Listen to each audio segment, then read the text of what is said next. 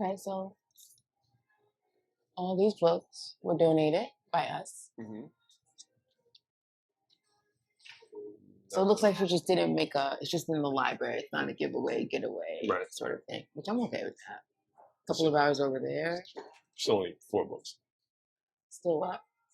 What books are over here? Jubilee. Okay. Who's the right?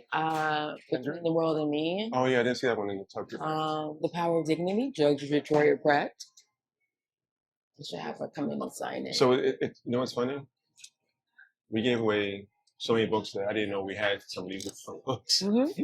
I know. We still have a lot. Yeah.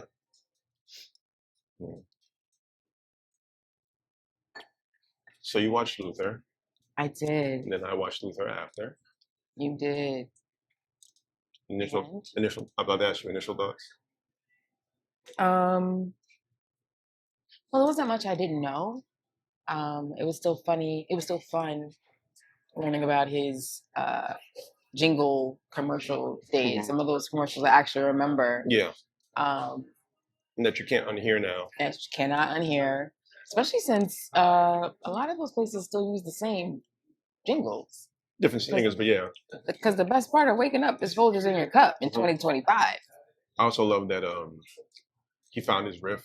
And then, I'm never using this in the jingle again. Y'all will never get this from me again. What was the riff? Ooh. Yeah. Yeah, he saved the boo. That's funny.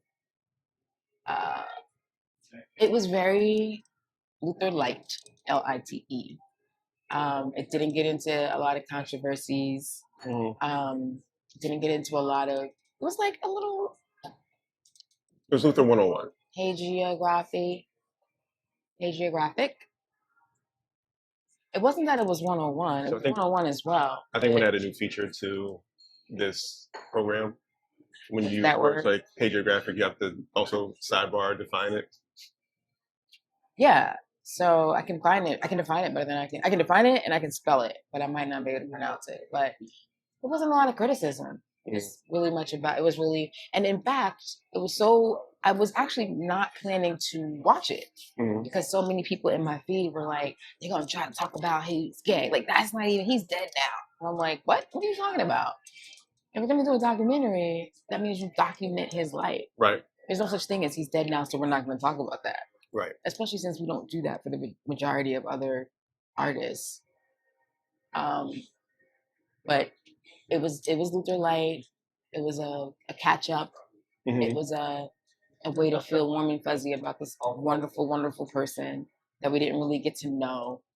But I could have used a little bit more. When I saw who was going to be speaking, I knew, like Lisa Fisher, who was his background singer for umpteen years, and some of the other folks. You know, Patti LaBelle was roundly criticized for talking about him, not for the documentary, but on Watch What Happens Live, Bravo. She said that, he was never going to come out because of his mom and because he had so many women singers who loved him. And she decided not to do the doc when she saw the response to that clip. I wonder if people realize that Watch What Happens Live she was not on 2020 or CNN nor any news site. She would never have said that. But Watch What Happens Live, drink. Like that's part of the show.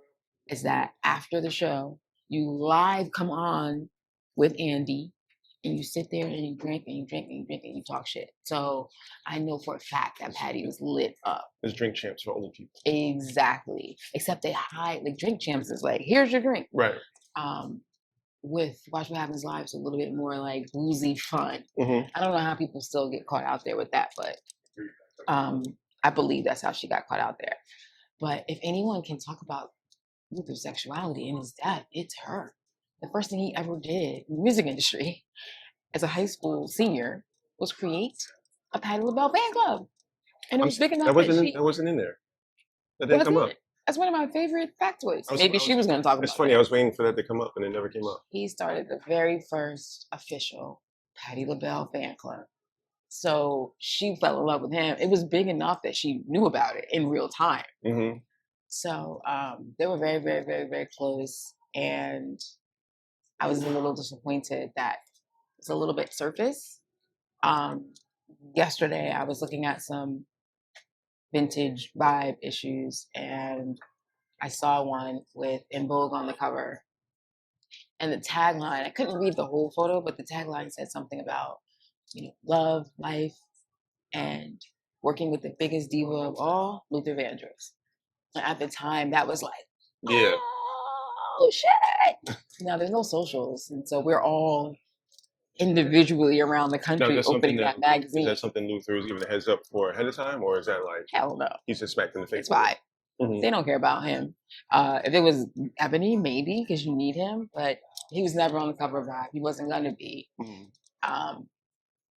So the rumor had already been out that he kicked In Vogue off the tour. They were opening for him, and he didn't approve of their outfits. He didn't approve of their stage presence. He didn't approve of any of that. And they were kind of like, but who the F are you? We're opening for you. We're not part of your act. But he was now this part you will remember from the doc.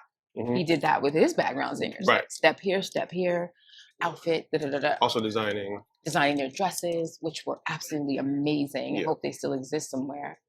And Vogue wasn't having it. And it got to the point where either they left the tour, or he kicked them off the tour, or yes. But like juicy tidbits like that, it was on the cover of a magazine. So how was it not in this doc? That he was known for being a bit prickly about things. Well, I think they found the congenial way to do that with his own show, and the fact like they were putting in 12 and 13-hour rehearsals in the design and blah blah blah. That doesn't tell me that he would have been a B word. Because but again, I think they found the lightest way possible to touch on that without going the other direction.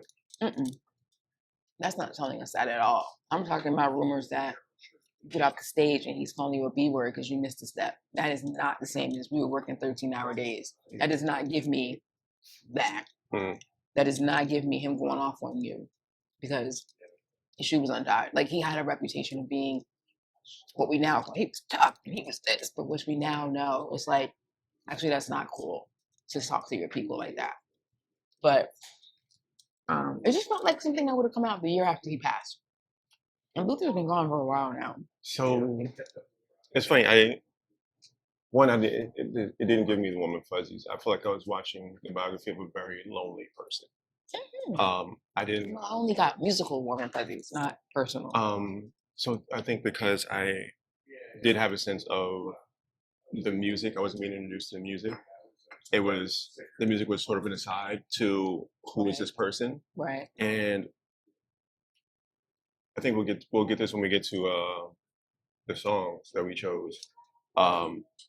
In my head, because of time and space that he was coming up in, he had a partner that had to play in the background, and he was ultimately singing. Wait, you said he did, or you were wondering if?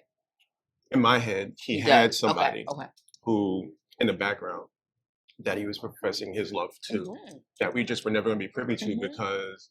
What was that one song? Sorry. Because of the norms and what would be accepted and not accepted, and even get into like Patty talking about his mom and all other things. So there was this person in the background.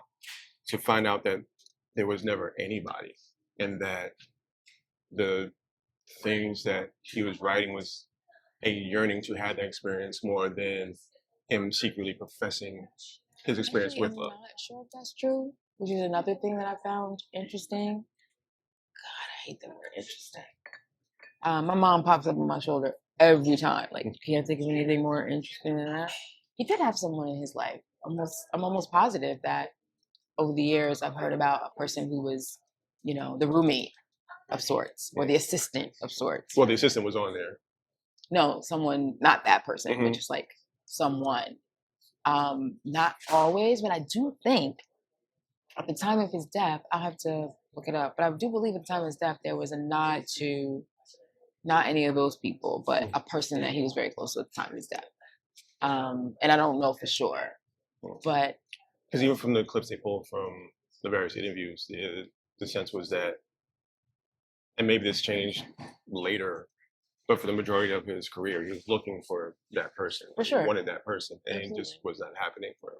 Which I also don't really believe a lot of what his people were saying, to be quite honest. I believe they were giving us the story that Luther would have wanted them to give us. I mean, He could have been. I wouldn't be surprised if he was in the West Village every other week getting turned out. That's not love. Either way, that's not lonely either.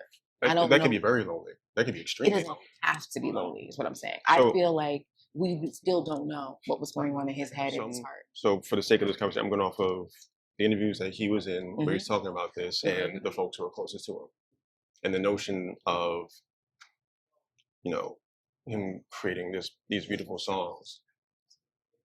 And like I said before, with a sense of yearning more than like experience as a grown person. Or maybe, you know, he was in love once or twice, but it was very distant in those things happening. Was sad to me. Sadder than the construct that had initially, where it was like there was this love that he couldn't be fully present in public. So yeah, I didn't get the warm fuzzies this same way. And then there's the whole thing. Who had the warm fuzzies? You said that it was giving the warm and fuzzies. Just musical warm and fuzzies. Right, you said that right. I'm saying right. But I'm saying my experience with his music. No, with the doc, I didn't have the warm and fuzzies. It was. So you didn't enjoy the music? It wasn't about the music to me. Okay. I was just because confused. they're teaching me. Got it. I'm aware of the music. I'm looking at the man. Got it. So for me, I'm in this space like, oh, this is a really lonely person, and then it gets into the weight stuff as well, and the shows that go with that. It's funny when he passed. A close friend of mine who is also a large, heavy person was larger and heavier than. That was I don't want to say the wake up call because I don't think there's like this one thing that switches and like, oh, I gotta get on point. But it rattled them quite a bit. Because again, how old is Luther when he passes? No idea. 50? Something like that, yeah. And what I hadn't seen before were the interviews post stroke. Yeah, I didn't know. Sit down with Oprah. I didn't know any of that was a thing. And then I remember him winning the Grammys for Dance with My Father and feeling like, ooh, because I knew he was ill at that point. Right.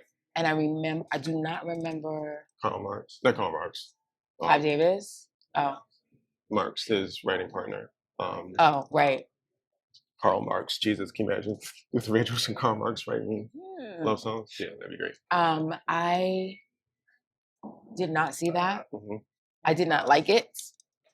It felt very, I can get this interview. No, actually, I guess not. It was just hard to watch, but it didn't seem like he was being taken advantage of or anything. It's Oprah. Yeah. And he was. But no, I never saw. And I felt he was lucid, and even if his body was slow, he was lucid and he was engaged and all the other things. But yeah, I had not seen those, and I don't know how much. I don't because I don't know the time frame between the stroke and those interviews. I'm also looking at that point he was like at his heaviest. I feel like that I'd seen him in his career. So there's all the health stuff that goes along with it, and in a space where I think we were talking more and more about, specifically in hip hop, are not gonna say idols, but the folks that we admire dying very young. Even the ones we didn't admire dying very young. Yeah. Just people, our people dying. Well, I mean, as a collective, the folks that we know, I don't remember Luther. I'm realizing I don't remember a lot of interviews with Luther because whatever print journalism he was doing, I probably wasn't reading it. And whatever television stuff he was doing, I wasn't watching it. Right. So I wasn't really following along. I knew his music, but I didn't follow along. So when he was talking about his sexuality, saying I'm never going to answer it, I never knew that he was asked that so directly and that he answered it so directly. I never knew that. I thought it was like, I remember a wink and a nod. Yeah, like not even more, but like, you know better. Right. But I never knew that. I never knew that. And that actually was saddening more so. I remember my mom. He had the same response with his weight too. Like those are like the two main right. Like I have all this talent in the world, and all you want to talk about is my weight and my sexuality. Like that's the bottle of the celebrity. I remember my mom listening to What will we do, baby, without us? Theme song to Family Ties. And it's Denise Williams and Johnny Mathis. And I was like, were they together? She was like, no. And I didn't get it at the time. And then I was like, later, I'm like, what do you mean? She was like, he was a confirmed bachelor. And I did not know that expression, but he was. Like, I didn't know that. Oh yeah. I was not aware of that. Never married, never in a public relationship. Just, I'm a bachelor. Yeah. So I thought that was Luther. We don't talk about it, but we get it. Which really has to suck to have to talk about something like that publicly. That's gotta really effing suck. And not just talk about it, but it'd be the lead. It's the beginning and the ending of it seemed like every ending. And you can't blame the interviewers because they're doing their job. I wrote a cover story on Queen Latifah, and I was so excited because Latifah in Jersey and Newark. And I knew, so gross. I knew that if I did not ask her about the rumors about her sexuality, you couldn't go back to the agenda. I could not go back. Or if I did, I'd have to have a really good reason why. So I did. If I could go back now, I just lied and said, I asked her. She was like, shut the fuck up. Which is essentially what happened. That's exactly what happened. But it was worse. I wish she would have said, shut the fuck up. I asked her, I was like, I have to ask. She was like, but do you? Before I could even ask her, she's like, but do you have to ask? And I was like, yeah, I do. So what do you say about blah, blah, blah? She was like, I really enjoyed our conversation today. I'm sorry I had to end on this note because this was a good one. I really enjoyed talking to you and I felt like I gave you some really good stuff. And I was like, I'd rather be angry than disappointed in me. Disappointment is I'd rather she worse. Stop talking to me. She meant it. Yeah. She meant it. And her eyes said, it was a mainstream publication. Her eyes were like, black girl to black girl, really is what you want to do? I felt so shitty about that. And this would be around the same time that Luther's dealing with this. This is late 90s, early 2000s. I mean, going back to hip hop, we're looking for the gay rapper because there's only one. Right. Remember those days? Yeah. Who is that person who's skulking around? You do know there was no gay rapper, right? I feel like there was more than one, and we created a boogeyman. I think it was the opposite. Of course. My point is that because we were all talking about who's the gay rapper, there was no one person.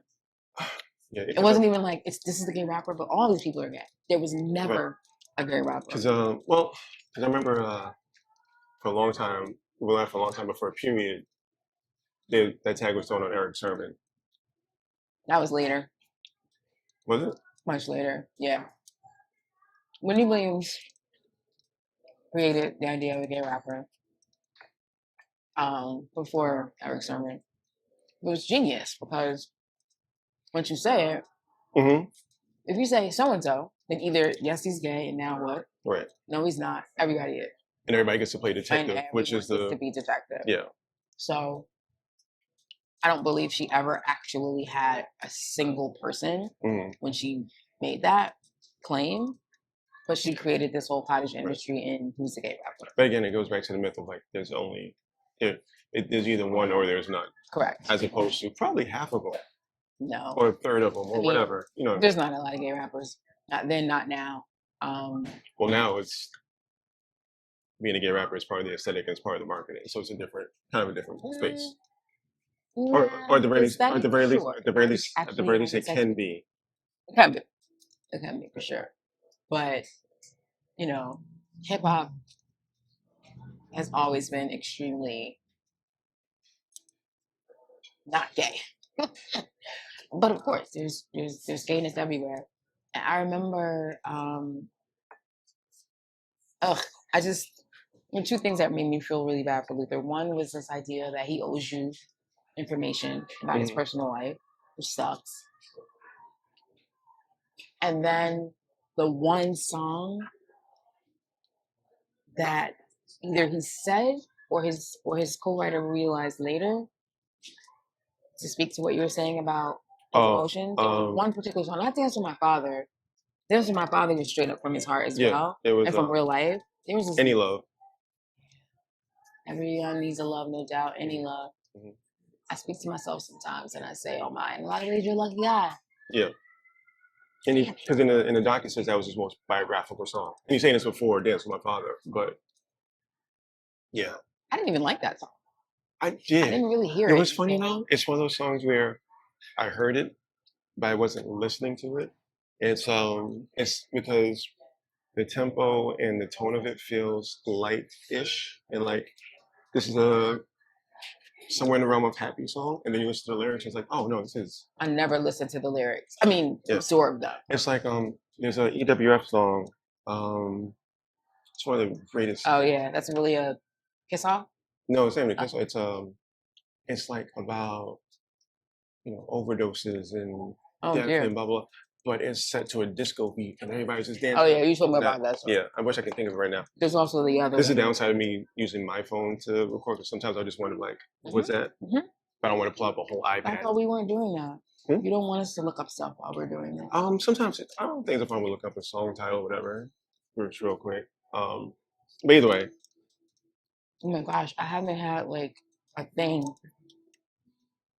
in so long. Speaking of, I definitely thought about his weight a lot because I've lost a considerable amount of weight in the last couple of months, and it changes so much more than changes everything. And in what, in a positive or just changes a mix, sure. You feel like you have to explain why you're thin.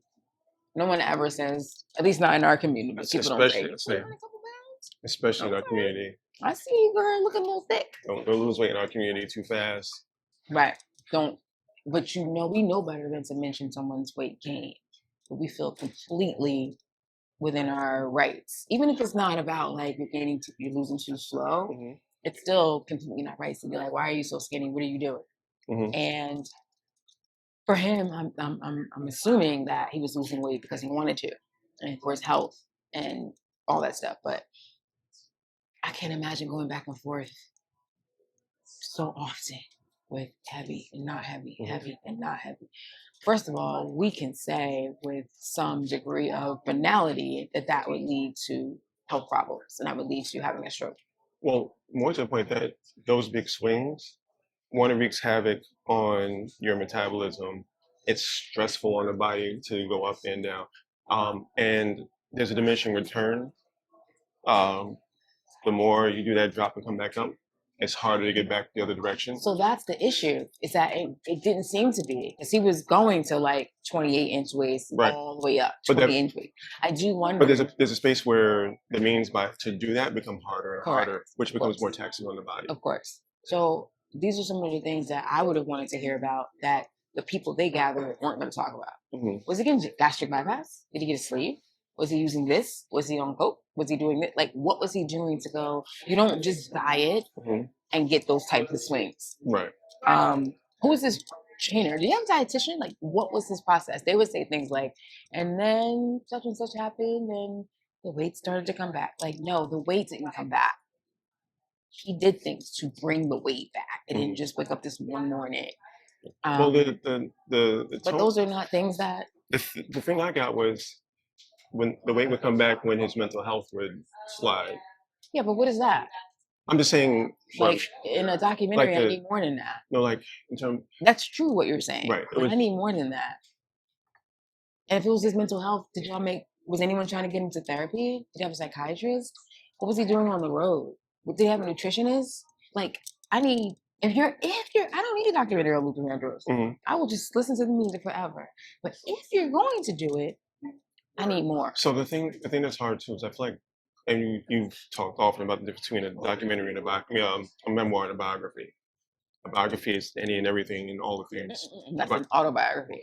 An autobiography is birth to death. What's the difference between an autobiography and a biography? One is written by the person. No, I'm saying, why is the birth to death different in a biography as opposed to an autobiography? In a biography, I'm going to write a biography on someone. It doesn't have to be birth to death, but it is an exhaustive look at the person, but within the realm of what they did. So a Luther Vandross biography is not like a Luther Vandross autobiography. I was born the son of a sharecropper. So biography is that, but it's in the realm of whatever they did. Well, I guess. But for the most part, yeah. Yes, the memoir is just a part of your life. Right. So I think. Well, you did a memoir doc. Right. So I mean, so I think a lot of documentaries are large, especially with this person. They largely are more memoir than biography. So they're calling. But that shouldn't be. Why? Because that's not what a documentary is. Maybe they should come up with another name for that. Documentary is not memoir. So I think there's the other part of what we talked about before in terms of how documentaries change over the we'd be watching Netflix documentaries and find out that there were actors playing the role of the main. Correct. So you're right. What is a documentary has shifted a lot, and it's gotten muddy to some degree. Right. So when I'm looking at like the Luther doc, and maybe it's because I've been trained out of looking for what you're looking for. I don't expect the exhaustive detailing that might have come with like the doc from 20, 30 years ago. I see the differences. Also because. But if y'all gonna give me this whole, we're gonna talk. They were giving us documentary. Some of the other things that you're talking about, within 2 seconds, like, what's going on here? Okay, this is not a traditional thing. I see what y'all doing here. I watched one yesterday where they got someone who had done a podcast on it to narrate it. She's on camera narrating, and I was like, I don't like this. Just have the people talk. What? I get it. I see what y'all are doing here. This is a doc that came from us podcast. So let's not act like we don't have all this. I think. But when Luther Vandross comes on, when they marketed it, when they did press for it, everything about it was marketed as serious documentary. So give me a serious documentary. Nothing about it was like a fun look at or a gentle look at. The New York Times, like every place that reviewed it as documentary they're going to submit to the Oscars. So I think the actual issue is what you saw with Luther is what a serious documentary has become. I don't agree. They're out there. They're out there every single day. I watch them. There are lots of. I look at my own ex-husband who came into this world with serious doc. And actually, I guess he's a symbol of what's happening because it's getting harder and harder to get budgets for those things. But no, serious documentaries are still documentaries. If you go to Tribeca Film Festival or Sundance or There's Still a World, I'm still expecting to see a serious doc if it's pitched as a serious doc. It's hard. And this was not a serious doc, which is okay. Yeah, but it just made the investigative person in me. So I think that's it ended with more questions than not. I think that's the other part too. You're coming from a specific place where 99% of us are not. That's always the case with anything we talk about. So I think I heard the whispers about him being a B-word on tour. I think there's a journalistic standard or an investigative standard that you look for that I think should be there. But most of us are not educated enough to say that that's the line should be. Sure. That's why I'm here to tell you. That wasn't a serious Which is why, and I think, in a lot of ways, I think Netflix has killed the documentary because you have one of two modes. You have the hour-and-a-half documentary that gets stretched to 6 episodes. That's all filler and everything else that doesn't serve. So this sounds like... Or you have, what I guess I'm using your perspective on it, you have the Luther, which is a traditional like hour, 90-minute, whatever, but it doesn't touch as deep in all the things that it could because it's skirting around and doing certain things and carving, because it is treating it more like a memoir where, and even as much as they talk about, his weight and sexuality, those were like offshoots of like, we want to talk about the music. Right. Which probably isn't, which is probably something you can't really do if you want to create anything with any level of accuracy. You do talk on Luther Vandross's music, period. Right. And you don't ask any questions about that. When you just talk about, you can look at him in the context of other R&B singers, in the context of Clive Davis, in the context. There's a world where you do a music doc only on his music. Except they open the door to the other questions. Exactly. Maybe over time, serious docs will have a different renaissance, different name, maybe. And it's kind of like we talk about with music. even with hip hop, like the subgenres and subgenres and subgenres. I think at this point you're right. Like a doc right now, it's just a doc. It's not split into like a dramatic documentary. Right, like what I was watching yesterday was a true crime doc, which I already know might have animation in it, for God's sake, or might have a ton of B-roll that they purchased from someplace. Correct, and whoever they could get, they weren't able to get the big folks.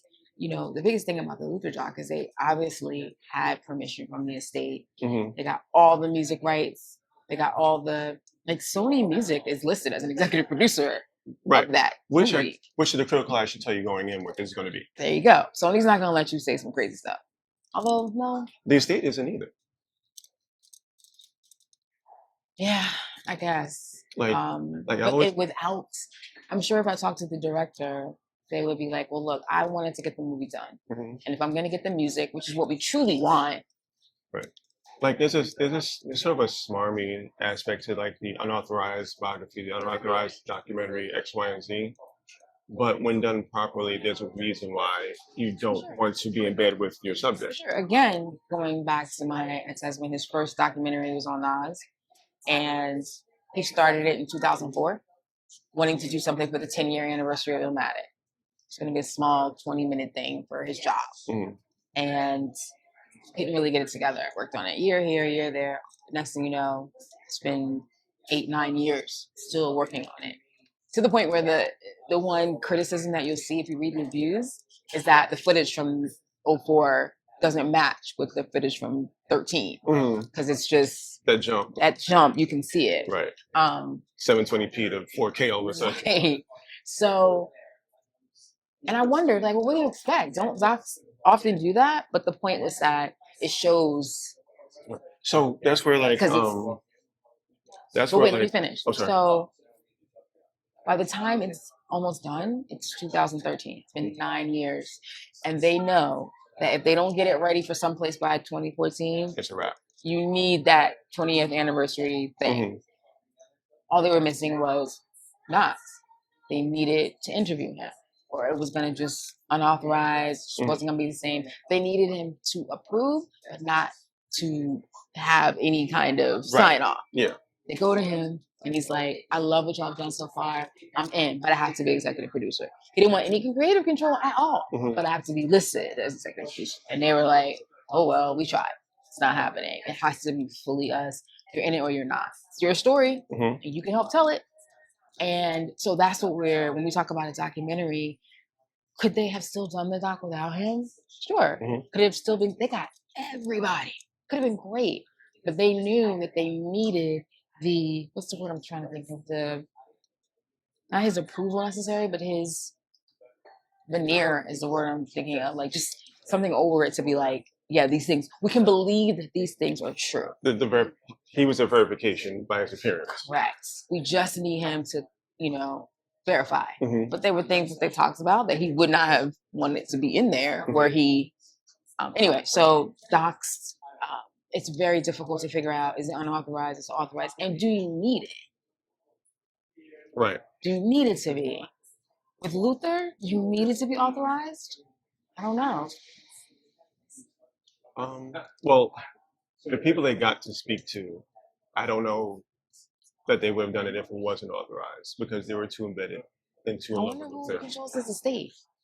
I don't know, but his mom passed away. But I'm thinking about like the assistant, the background singers. Those folks, I don't think are crossing the line on an unauthorized Luther series. I don't think they sit in front of a camera if the estate somebody's like. So the question becomes, how different is this now when nobody, you're not getting those interpersonal stories? Like Mariah's not sitting up there. Like, I expected to see her. No, I'm saying if it's not authorized, Mariah's not. Oh wait, she was in there, right? She was. But I'm saying if it's unauthorized documentary. I couldn't tell if she was being interviewed for it or that was footage from some place of her talking. I believe she was being interviewed for it. And like Jamie Foxx was the executive producer and helped out. He's on it, right? I loved it when he popped up. Yeah. Because he sang every single time, and he knows exactly what we want. I mean, my favorite thing too is since I'm like he sang about a chair in a room, and we were just like all melting. I mean, that's a lot about Luther's charm. Is that it was truly his voice. His voice, we say your voice is an instrument. Of course, it is, but the things that he could sing about, the actual words he could be saying, played a backseat to his actual voice. So I think that's actually the marriage because he was a damn good writer. So to have those two together, because if I give somebody the concept for House is Not a Home. Well, that's a cover. Oh, that was a cover. I'm yeah, sorry. like that. Any Love, any of them, and hand it to someone else like, hey, just write something in this concept. It's not. Even Chad BT. Who? I call him Chad. Chat GPT. Oh, Chat GPT? Absolutely not. Not yet. Anyway. Never. Keep feeding Luther into the Chat GPT. We'll see what happens. The Luther doc reminded me of Prince and how there will never be a definitive Prince doc. There's just too many people who would have to agree. There's too many definitive authorized. Yes. So there was an authorized something or another that just got pulped. Oh yeah, because what's the name from Clerks, the director of Clerks, was doing it, and it got buried. Not even that one. This one has actual footage. That one you're talking about, I think the deal just fell through. Oh. But there was one with some actual footage. So I have this little corner of my social media world that are Prince fanatics. Principhiles. Yes. I have one friend who is a obsessive Prince fan. And so between her friends and such, and they talk a lot about that doc that they want. First it was about the book. And I do believe we have a definitive authorized book about the music, not about his life. But I think partially because Prince has still in death this mystery that is important to his people. They don't want every nook and cranny. They want to know every nook and cranny, but they don't want every nook and cranny on the screen. And I don't know who feels that way about Luther. I think, here's what I think. I think that if we were in a room with a bunch of Prince fans, we're talking about what should be in the movie, that's what we would see in the movie if it were to come together. I believe if we were in a room with those fans of Luther's people, what we would hear them talking about would be radically different than what's in that film. Right. You get my people together to talk about me, it's going to be the same shit in the film about me. They're not going to be like, let's not talk about she's bipolar. Let's not talk about she's sober. Except you talked about those things. So I think the ability for the people to talk about you is based on how you talk about yourself. True. And Luther didn't talk about himself in that way. Right. So if he didn't talk about himself, the question begs, why are you talking about him at all? Why put yourself in a situation? If the way they talked about Luther makes me side-eye you because you're talking about him saying he didn't want to talk about this. So why are we here? Why are you here? You can easily just say, I'm not talking about him. Luther did not he liked his privacy, and I will not go against that, even to say good things. Did Luther want that, Doc? I don't know. He don't want nobody to talk about him, so why y'all talk about him? Either you're gonna say he's dead, let's give his memory all we can, and give the people all we can about who he was, or you don't. So I think there might be a space also where you're talking about him to protect that thing, because if I won't talk about him to the line that Luther felt comfortable talking about, somebody's gonna come by and blow that line out the water. Yeah, but if that's not an authorized person, it's not an authorized person. Right. So you can always say you didn't even know him. So yeah, but you didn't even know him. It's different than like protecting the legacy. I think there's a world where you feel like, whether it's accurate or not, you're putting a cap on this narrative by talking to him, about him the way that they can feel that way, but that's not accurate. Probably if you not. Truly want to protect him, don't talk about him. I guess I'm talking more to the motivation than the actuality. Of course, I understand the motivation, but the truth of the matter is, if you truly want to protect Luther, and you don't want people to talk about the things he didn't want to talk about, don't talk about those things that he did not want to talk about. But you're right. Prince is the same way. One of my favorite Principal stories is that his people in life and in death would do anything he told them to do. Anything. Had a food drive, and like the federal government had to come down and tell people to stop bringing food because it was all over the city, and it was just like so many ridiculous stories of him being like, "Hey, good stuff." So around the time Crystal Ball, I want to say, he had this 3-disc set. No, not the 3-disc. It was an album put out in 3, like De La Soul's Artificial. And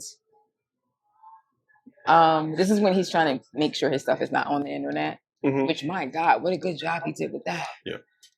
After Google's, after YouTube, a concert cut came out that someone was able to bootleg. Very clear. More than just a little passing around. Like, it was good. And folks were buying it up. And he said, if you purchase this thing, and you truly are a part of the new power generation, send it to me. He ain't getting nary a one. Not nary a one. If he said divorce your spouse and move to Minneapolis tomorrow morning, there would have been sold out flights all over this nation. But he said, can y'all please send me this so I can destroy all these? My girl Portia was like, okay, I love you, but yeah. So it's funny. Never been, you can't find it. Can't find it. But ain't nobody send it back to him. I have a funny, not funny is not the word. I have a thing about posthumous, more, not so much work. Like, I don't really care for posthumous albums and somebody finishing the album. You mean collections or original stuff? Original stuff. Yeah. Like, I have more of an issue with that than anything else. But the notion of, Prince never wanted his stuff on streaming, so after he passes, his stuff should never be on streaming. But wait, didn't he never made his piece for streaming before he passed? No. All right, the J line. Yeah.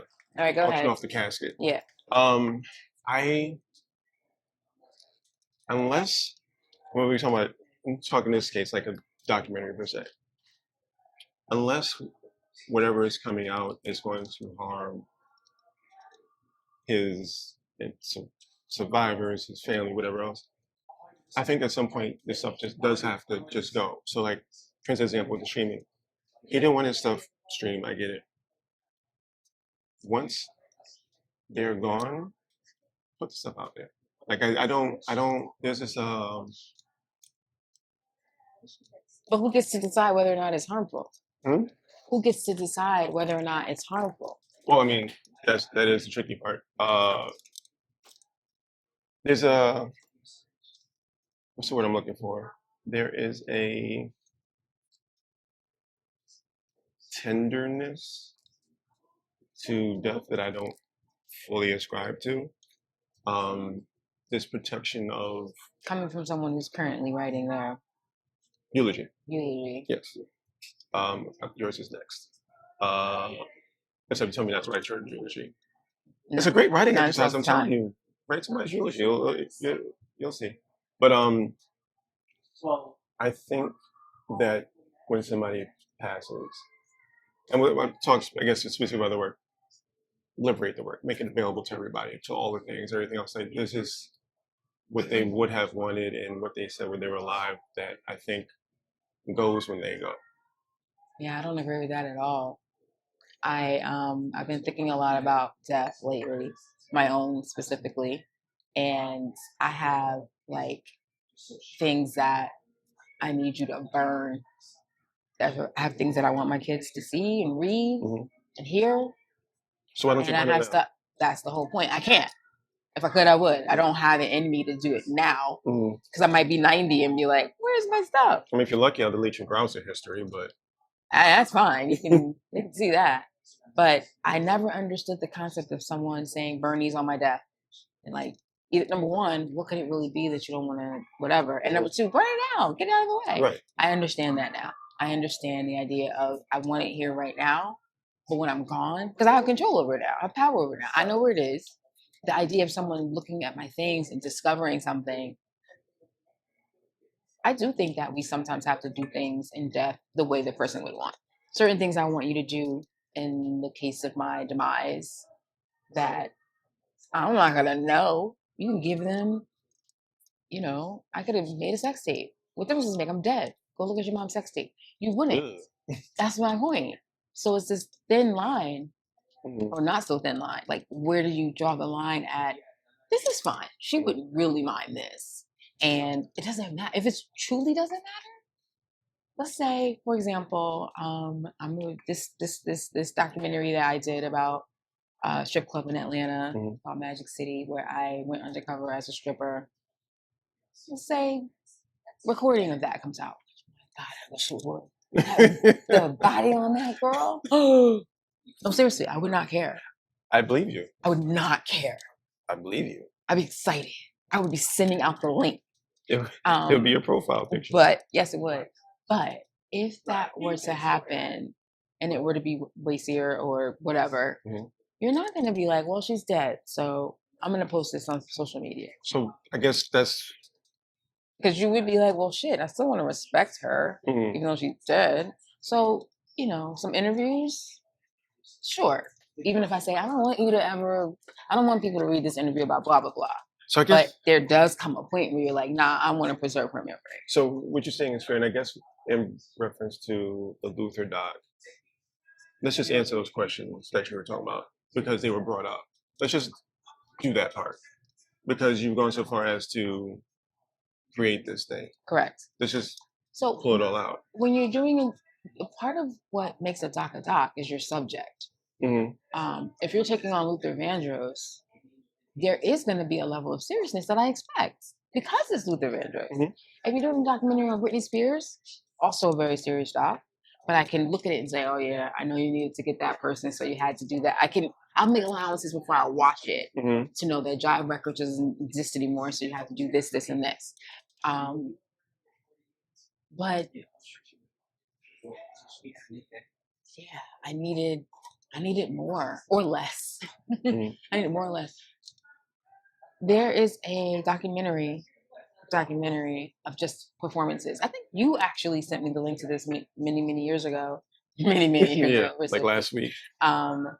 It's a concert in Europe somewhere. I want to say, and I remember watching it and realizing just when he's floating past the microphone. Yeah. It's called the parabola effect. Oh, like a math thing. Parabolic, excuse me. Parabolic. So I remember looking at that audience and realizing like this ain't Madison Square Garden. It was a different sort of in a way of like more appreciative. It was a bigger crowd than I would imagine he'd ever have. And in random European country. In it. Yeah. He was in it. Anyway, that's a doc right there. So what's interesting too about Luther for me is I think because I grew up with Luther being distinctly ours. Yeah, you had a problem with that too. The whole R&B situation. That I forget how global he actually was. Like you and I. Was he? I mean, in terms of his fan base, yeah. Like he's in Europe, and like you said, these folks are. That's a tiny sliver of Europe. But so it's a military-based people. When I say global, I don't mean like Michael Jackson global. I mean like he can go anywhere in the world and he's gonna pack a room, and he has a core art. He has a core of fans. That's not true. That room may be 100 people, that may be 200 people, but no, I think Luther Vandross, even though he didn't want to be, was distinctly Black and was distinctly R&B. He had, I'm not arguing those things. Right. So he was only in spaces globally where that. Oh, I guess that's what you're saying. Spaces globally that wanted distinctly Black, distinctly R&B stuff. Right. Oh, for sure. Yeah. For sure. He didn't cross over, but he did have them. I mean, the whole last thing was like, Dance with My Father was his one shot at that. And it made it a little less special to me, knowing that was the point. Like he was like, okay, I got it. I'm going to do this so y'all can understand that I can do this.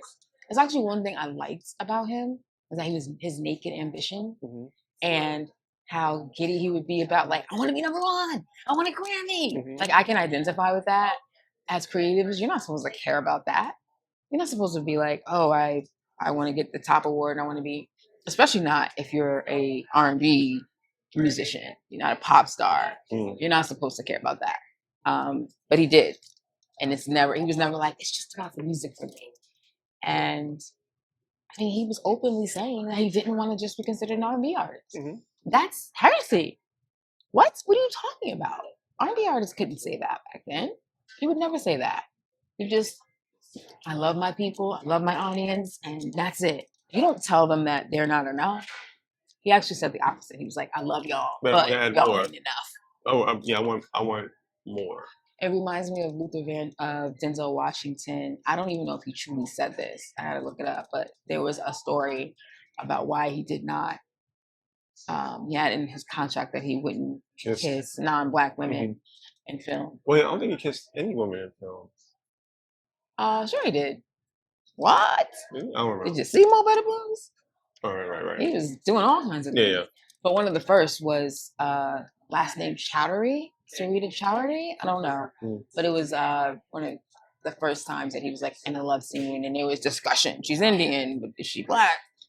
And the story went that he didn't want to offend his core audience of Black women. But now that I'm saying this, I can't imagine he really said that. It might have been assumed, but would he really tell the interviewer, I'm not kissing non-Black people because my core audience is Black people? Probably not those words. In my mind, the issue is I sing R&B, and because I sing R&B, you won't take my music outside of this box. That was exactly right. Not so much that I need to do a new form of music. Right. It's like play, play never too much. Play never too much on Z100. Right. Or play it on pop radio. Which it's because never too much. It's a pop song. It's R&B song, but there is a pop sensibility to it. It can clearly come over to a pop station and be fine. To me, pop. The notion of pop music is pop isn't a distinct genre to me. Pop is I rap, I sing R&B, I do whatever, and it has appealed to a large mass of a larger audience than it would have any other time. It's not so much like pop is a specific type of music. Pop is a specific genre. What you're saying is that those in the other genres can also be pop. But pop itself is a specific genre. So Kelly was never too much could have been on a pop station, and I think fit in. Coming from my short-lived stint at Billboard, where I learned a hell of a lot, he wasn't a pop music artist.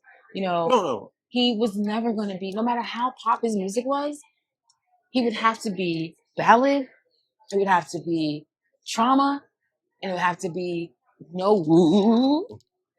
Be on pop. A man singing in the background on Sesame Street because he was right. But you understand what I'm saying? Pop music is more than just what it sounds like.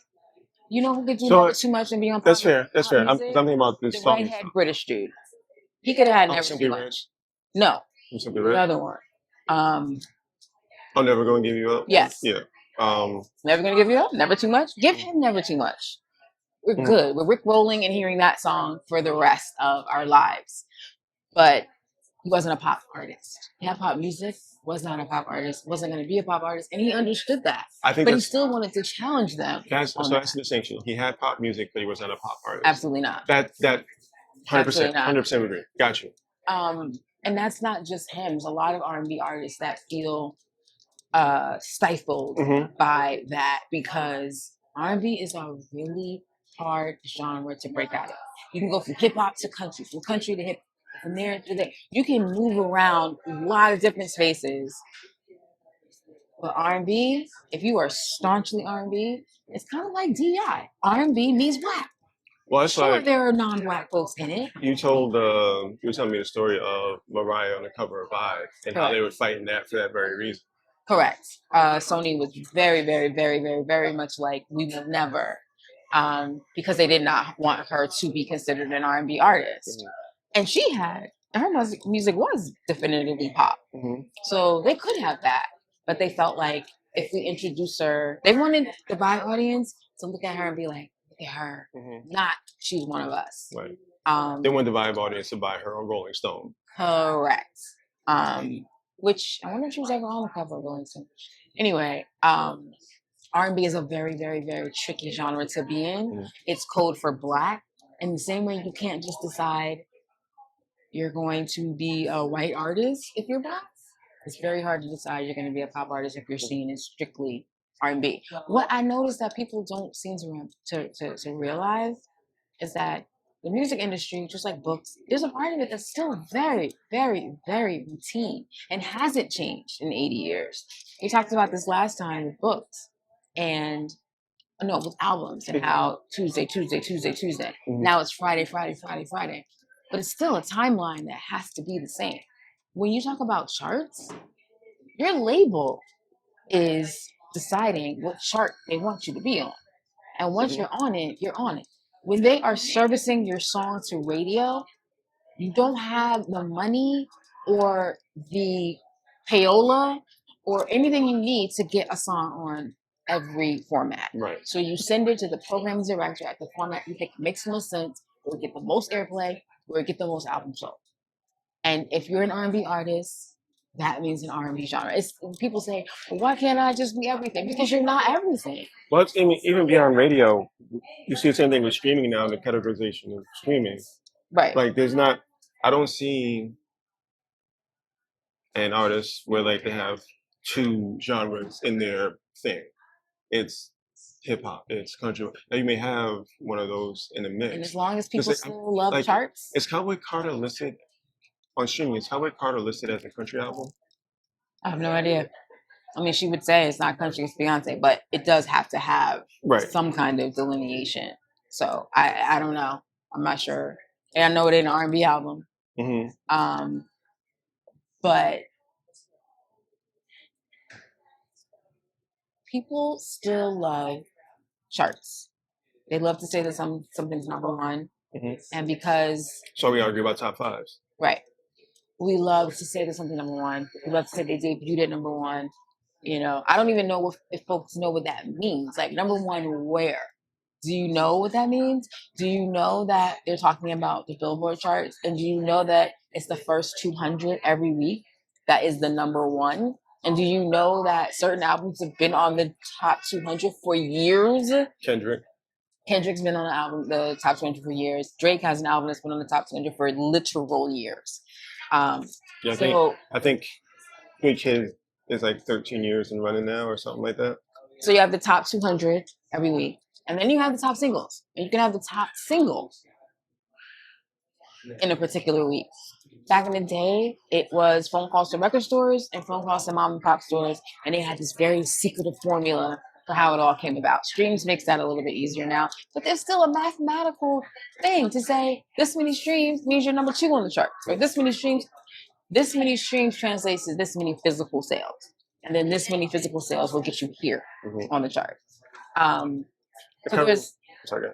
So there is still a lot of math involved in this whole idea of being the best. It reminds me of how we laugh at folks say, when New York Times and one bestseller and leave out in cookbooks written by left-handed Black people in 2023. So I have a different take on that now, but that's probably for another time because that will take us far somewhere.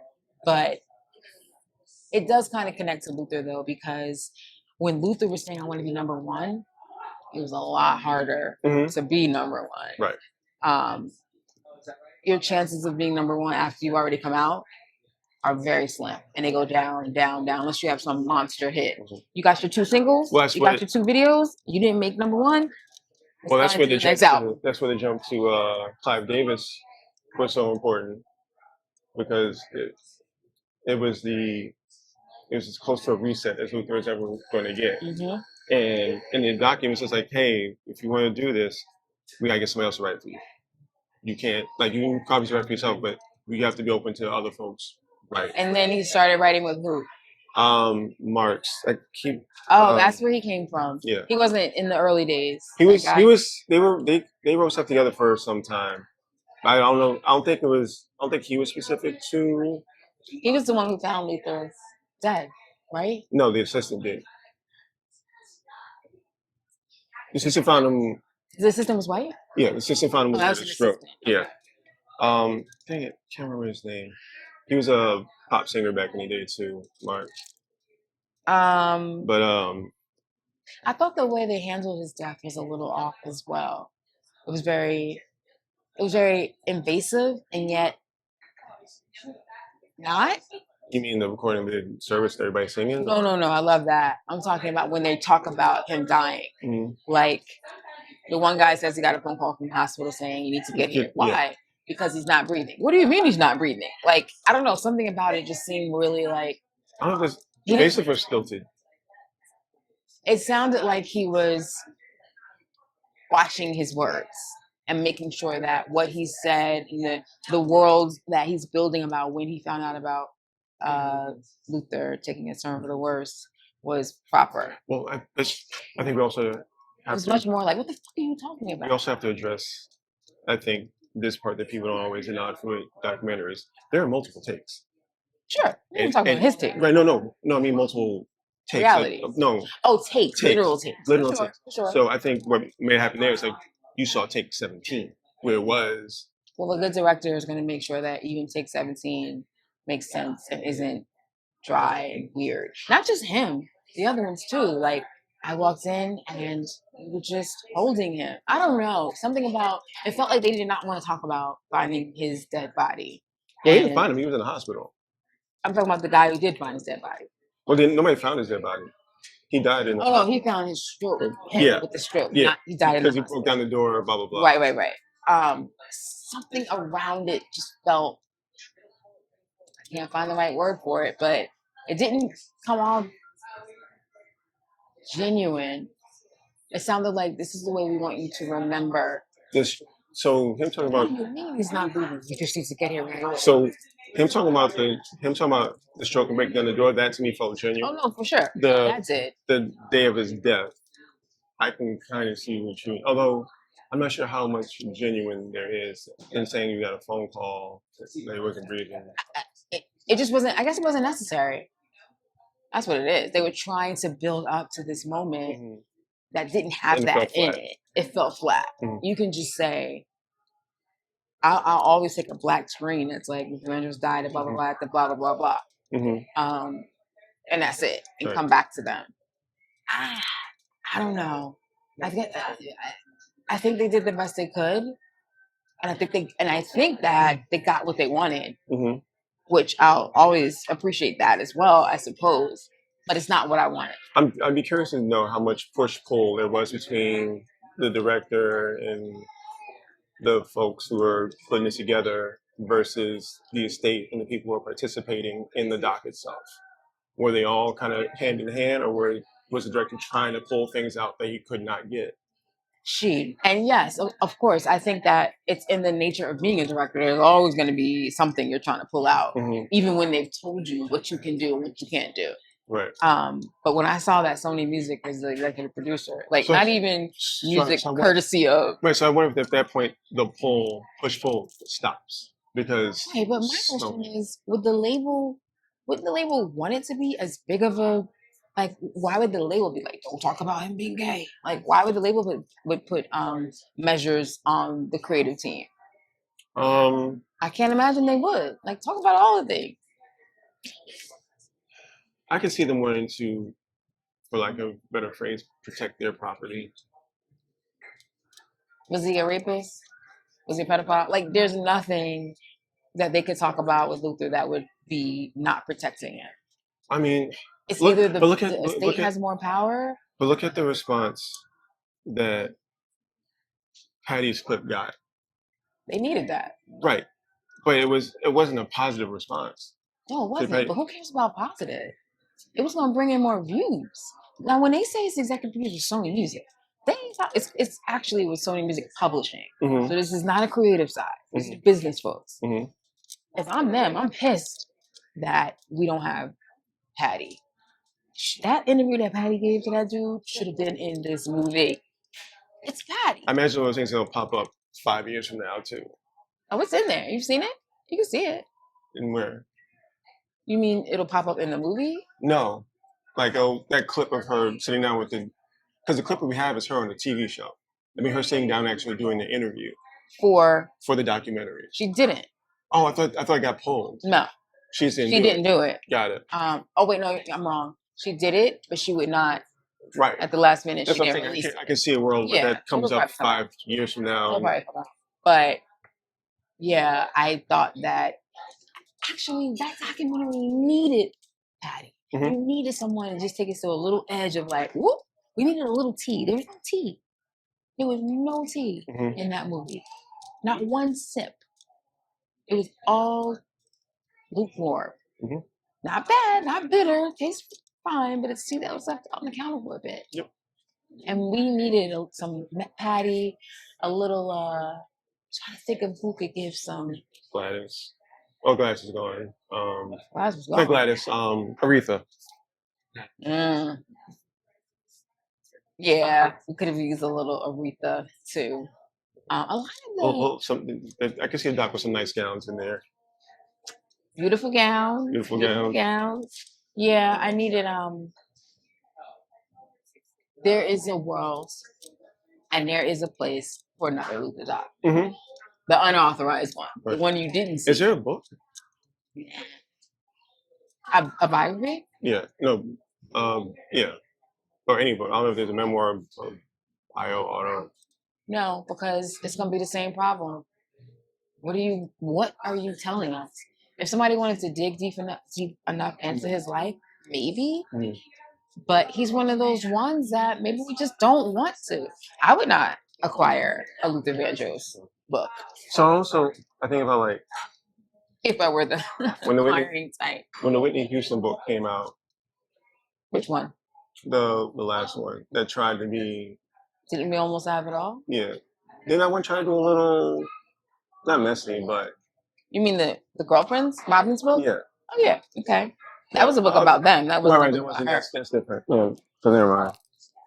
But there was a book about her. Mm-hmm. There's a couple books about her. Mm-hmm.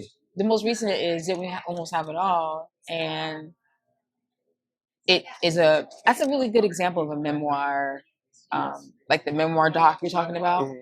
This book mentions everything, but it's truly Whitney in the lens of her music. Right. And it's a book of short essays, which I think would work well for Luther as well. Mm-hmm. Let me get a Sesame Street short chapter. Let me get a Dance with My Father short chapter. Mm-hmm. I think Luther's one of those people that has so much that it really do needs bites. Yeah. He has so much that nobody has it all. Correct. It's kind of like when you sit in a room with somebody and you find out like all these different things, because everybody now gets to connect their own dots to get like the full mosaic of what this person was. Unlike Prince, Luther did not die with a lot of stories. It's not one of those things like when Prince died, I still marvel at how many things we found out. Yeah, we don't get the basketball and pancake story about Luther. Prince was alive though. Prince was alive when that story came out. Because remember, he had the pancakes on his profile picture was a plate of pancakes. Right. First time. Yeah. Which I thought was freaking genius. But no, there's other things like what do you call those things you put on the house? The solar power in Compton, which was one of the ones that blew me away. And then, even my friends getting on as a journalist because he asked InStyle for a Black writer and they didn't have any. And he said, well, go get one. So stories like that start to come out when he passed away that just make him even more. We didn't get that so much with Luther. Mm-hmm. I don't think. I guess it's also a question of how many of those exist. I'm sure there's some, but like Prince, we're still running into those. Oh, so my point was that there's room for a definitive Prince book because there's so much we don't know. Right. I don't know if there's room for a definitive Luther book because either we don't know it or we ain't gonna know it. I think to your ultimate point, we're not going to say it. We know it, but we're not going to say it. That too. Which becomes a bigger issue. That too. I still want to know who's in charge of his estate, who has the rights to his likeness. I know the music. Mm-hmm. I don't think he owns his own masters, but it's usually a family. I'm not sure. Well, But he doesn't have any. Nadaki has a niece who appears in the doc. Oh, that's right. She probably is. Yeah. She's probably the executor. Yeah. Oh, Luther. All right. Oh, 6 seconds. Shoot. A one sentence explanation of what 6 seconds is. 6 seconds is a moment where Shane and I share a single song that represents our week. Either we listened to it a lot, or we wanted to listen to it a lot, or we rediscovered it, or it loops into what we're talking about this week. In this case, we're picking our favorite Luther songs. Yes. So it's funny, last time we were talking about it, it was like, you said, I bet I can guess what your song is going to be. I was like, it's not House, it's not a Home. And I said, right. And then you said, I thought that's what yours would be. Right. So I'm going to give it an honorable mention. Never gonna be, no. Never. For the reason that Luther's career, he was famous for his covers and doing it in such a way that they became his songs. And like, the artists themselves would be like, that's right. not my song. song. Something about Dionne Warwick, I think it was the NAACP Awards, where she's in the audience and Luther is singing House at Home and she's like weeping in the audience. And he does his... And it's like, it's yours. I think about like Whitney and Dolly. Yeah. And Dolly saying like, it's not my song anymore. Or that poor British band whose name I don't remember, who says, please don't put Valerie in anything that you write about us. And he's dead serious. There's a level of what somebody can do with a cover to where it's no longer the original person's song anymore. I listened to the original Jealous Guy, which was which Beatle was it? John Lennon. And after a lifetime of listening to Jealous Guy, John Lennon is not good. They didn't even sound the same song. No. And I only listened to it like finally, oops. Oh, we're getting side eyes and we're getting glances. Hi. So it's like she's at the age where she's just being able to see that far. Like, this is great. Who are these people? And Go ahead, if you think my child will only be able to see that far for a week. But the idea of doing a cover and making it yours to the point where it's like it's just your song is a real skill. Because like we come across covers all the time which are just mirror images of the previous song and somebody's just trying to match what somebody did. You go through all of Luther's covers and they're distinctly his songs. To the degree where if you don't know, to somebody who's not as knowledgeable or doesn't know the music as well, I gave you 3 songs that pick the cover, it's almost impossible to like pull out. So House Not Home gets honorable mention. You see how long you went with that, right? For an honorable mention? Yes. So the song I'm choosing is Here and Now. I promise to love faithfully. Is for some reason you were talking about earlier, at least. And again, I'm going based off of the way the doc portrayed Luther, in the sense of like, I grew up thinking that he was singing to somebody that he couldn't be fully public with and open with and say, this is my person. To find out that to a large extent, he was searching for love, and it was in a way that, I mean, you and I have had the privilege of falling in love multiple times and having multiple stories to tell about our multiple relationships. I do have close friends who have been searching their entire adult lives for what I've had multiple times. And to see Luther in that same thing, like Here and Now is a pledge of love to the person that he's presumably singing to. The ultimate wedding song. Huh? The ultimate wedding song. And to find out like that was ultimately more of a wish than a thing that was happening in the background. And again, we can debate how real or not real that is. But I'm going for the sake of this conversation off of what the doctor's presented. Like that was really sad to me. And he has a his entire catalog is built off of, you know, pledges of love and all these different things. And it's to find out that those were not built on personal experience in the way that you would want it to be. Mm-hmm. Like it hits, you know, it hit in the tender spot. So good song. Yeah, here and now. What album is that? You know? No, I don't. Because when I was going through his catalog, I landed on a compilation album like his greatest hits because I knew I wasn't going to land on a B side for Luther. It's going to be one of the No. Isn't that a world? The interesting thing about B-sides with Luther is that you would think, you know, there's a lot of B-sides that were actually not. Right. Like some of his biggest hits were actually B-sides. Like my favorite. Okay. And it's interesting you were talking about people searching because my favorite is actually called Searching. Mm-hmm. It's a very early song and it's kind of a cheat because it's both him in a group called Change, and he then turned and used it for his own self as a solo artist. And this was the group that, which was happening a lot back then. You know, you get this European producer Bowie. from Norway. I think Bowie was working with them at that point. And then you write with them, you sing with them. They make you into a group, but you get no credit. A lot of Milli Vanilli going on there. Yeah. And he just wasn't having that. So the song is called Searching, but I also have to cheat as well because I can't. You have an honorable mention? I have an honorable mention. I don't want to have an honorable mention because I think that Weekend's what 6 Seconds is, but we're just not those kind of people. Yeah, and Luther's Luther. We can say that about everybody. What would we not? Beyonce's Beyonce. Hell, there's no one we could do that to what we wouldn't say.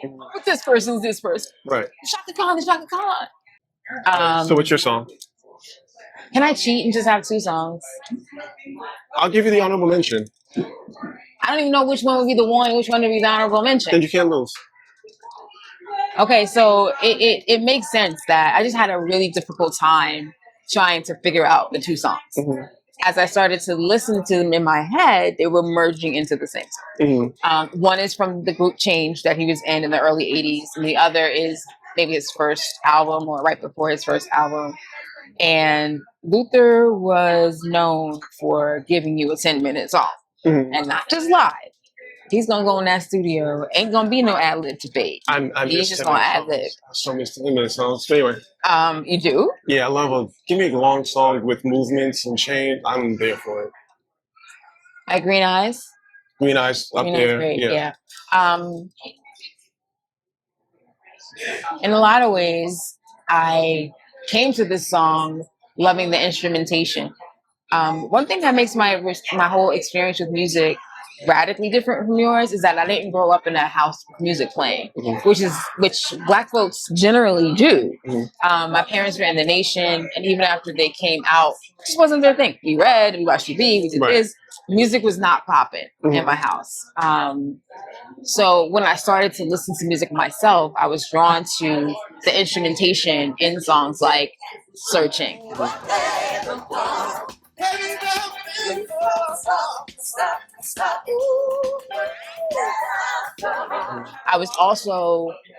I came into music listening to my own music. I didn't bring my parents. I couldn't tell you, my parents' favorite songs. Which, for that time, is rare. Very rare. Like, I knew my mom liked Motown, but who didn't? Yeah. And I knew my dad liked Nat King Cole, but who didn't? They didn't have specific genres of music that they liked. And my mom and I caught up on music together. So one of her favorites was Denise Williams' Let's Hear It for the Boy. I found that album for her. She sang to me what she was trying to hear on the radio. Before Shazam. I was her Shazam. And so yeah, my approach to music was very different. I'm always embarrassed to say this, but I came to college and my fellow Black folks were listening to Stevie Wonder as really popular on campus song. I never heard it. I did not know Songs in the Key of Life until I was an adult. Which this might be the first time I'm admitting that, actually, because that is not something that you want people to know. I remember people playing that album, just being blown away, and they knew it since in real time when it came out in '77. So Luther blew my mind with this song. He introduced me to R&B music that wasn't pop. Mm-hmm. And that's really all I knew. Mm-hmm. I knew WBLS 98.7 Kiss Right. R&B. We And talk these about songs were audition all not the time. playing. Right. And even that, I'm not even counting pop stuff like that. I'm talking about I am Denise Williams, I am Diana Ross, I Okay. am like 80s Mhm. proper R&B music. Mm-hmm. And he just turned that on its head for me. Mm-hmm. And it was the first time that I realized a voice could be an instrument. It was the first time I listened to the intonation of Right. someone's voice and what they could do with your voice. Both of those songs did that for me. What's the other song? What did I just say? What was I just talking about? Because whatever it is, it's the other one. Searching. No, or was it And the Glow? other one is Glow of Love. Yeah. Gotta let you know you move me, yeah. You really, really do, yeah. I gotta let you know. And the Glow of Love was similar in terms of learning. Luther taught me the importance of background singers. Which I'm sure I was familiar with the concept, but my concept of background singers, you just need them for when you're live. So you can have somebody standing behind you. Never really thought about what they're bringing in the studio. Right. Until I learned about maybe like the wall of sound and what he was doing with background artists, which interestingly enough, one of Luther Vandross's backup singers also came from that world. Even now, sometimes when I listen to music, I think this is actually a freaking duet. This is not a background. Yeah. This is, y'all needed more credit for this because you make this song. That's why when I see a live thing, like whether it's Tiny Desk or somebody's like live concert, Background when they give you the background, when the backgrounds get their solos, and it's like, we should be paying to see what's your tour. And that's one of the things that came up in the doc too that I found interesting was like, they're asking Luther, why would you want to be a solo? Like, you're doing all this money, Right? the top background So singer you in the check world. for the jingles? Yeah, like forget the jingles. Oh, for the background singer. Background Yeah. singer. If you're one of the top background singers in the world and you're getting all the money doing all the things, why would you want to go solo? Like the notion of that being a thing, like, no, being a background singer is like in its own way where it's at, especially if you're among the top of them. Right.